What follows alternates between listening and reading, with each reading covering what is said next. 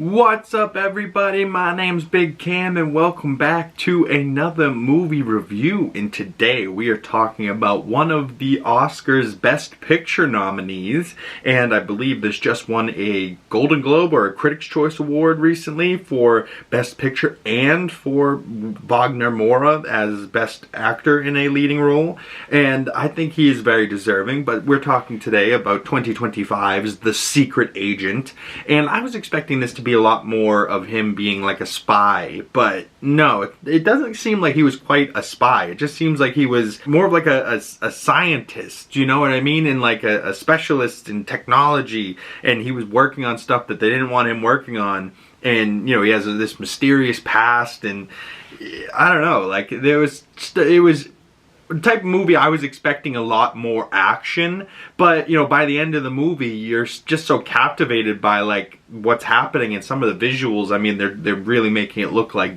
Rio, Brazil in the 70s, you know, so the old cars, you know, the old colors of everything just looked beautiful. It is a touch long, it's like 2 hours and 40 minutes long, but they let you really sit and live in this world, and they're showing you something real. It's one of those movies where like you're seeing something actually happen to this guy's life, but it's not like this action adventure movie or anything like that. It's just kind of you're following along with this guy's story and trying to figure out what's going on here. But the little synopsis on Letterboxd reads, Brazil, 1977, a time of great mischief. In 1977 Brazil, technology specialist Marcelo, fleeing a mysterious past, returns to Recife, in search of peace, but realizes the city is far from the refuge he seeks. Right, so he's like looking to hide out a little bit and, you know, escape wherever the frig he was, and it's not such a hidden place, you know. There's people after him, there's guys hunting him down type of shit. He's got two assassins after him, then they hire another guy, then he's got this other guy looking for him. So like towards the end of the movie it gets real tense, and I was like locked in, like what the hell's going on. But you know, spoilers for anybody that doesn't want to know, and you know, go check out this movie yourself. I rented it last night on Amazon Prime Video, and it was worth the rent and worth the watch. I'm glad I watched it. I definitely wanted to get it under my belt for the Oscars coming up, and I like to try and watch all the Best Picture nominees if I can. And Wagner Moura, I am a big fan of his work, and I really loved him in Narcos as Pablo Escobar. He was absolutely fantastic, but he's been in a few other things in more recent years that I know him from or have recognized him from. Like he was in Elysium as a small role, The Gray Man, Civil War he had a bigger part. I didn't realize he was in Puss in Boots. I think he's the villain in Puss in Boots.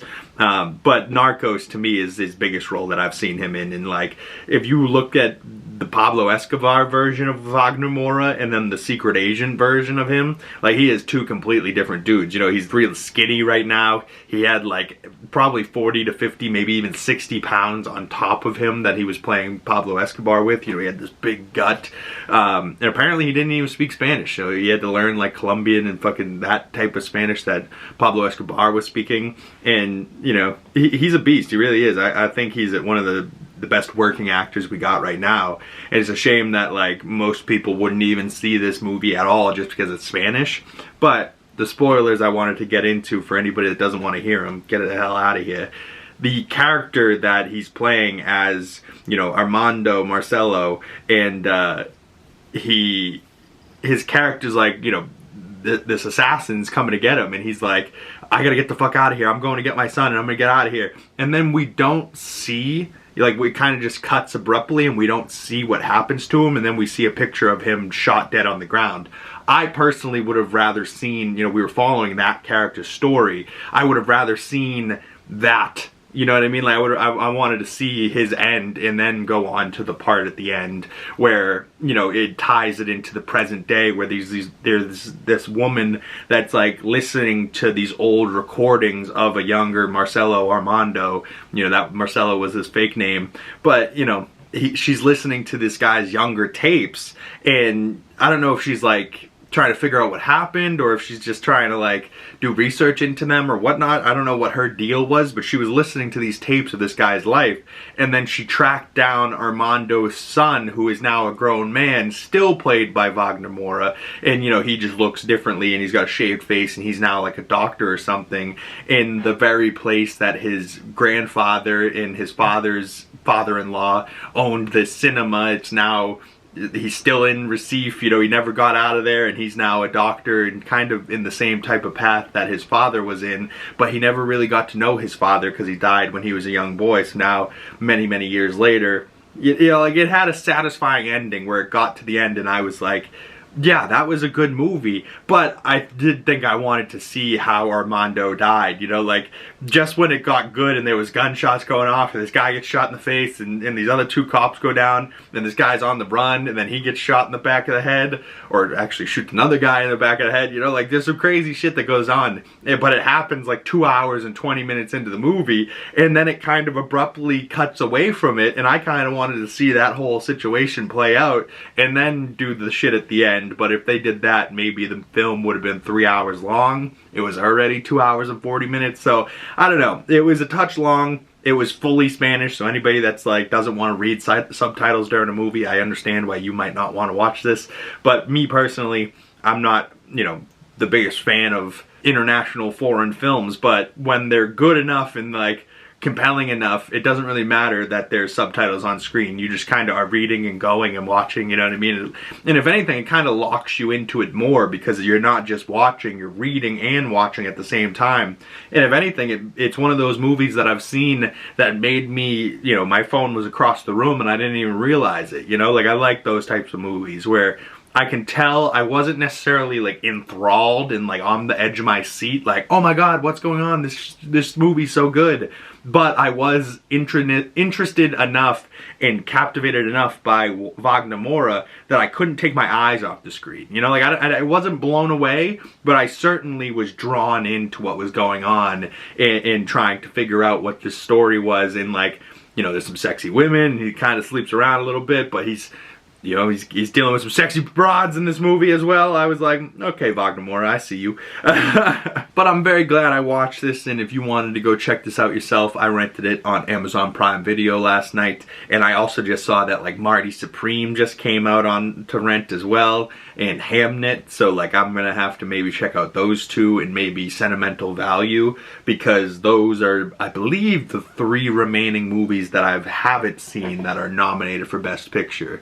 Let me see if I can go back and find the nominations. So Best Picture nominations, right, for the Oscars coming up, we got Begonia, One Battle After Another, F1, The Secret Agent that we just watched, Frankenstein, Sentimental Value, Hamnet, Sinners, Marty Supreme, and Train Dreams. So out of those 10, I have seen Begonia, F1, Frankenstein, One Battle, The Secret Agent now, Sinners. So I've watched 6 out of the 10. So I still need to watch Sentimental Value with Stellan Skarsgård, Hamnet, which I think might win, honestly, but hopefully I think Sinners is still the best picture of the year. But I'm going to watch these remaining 4 before March and see what I think for the best pictures at least. But Sentimental Value, Hamnet, Marty Supreme, and Train Dreams are the last 4 I need to watch. So comment below if you have any recommendations for some other Best Picture nominees or stuff that's nominated at the Oscars. I think like Jay Kelly might be nominated as well with George Clooney and Adam Sandler, so I might want to check that out. That's on Netflix.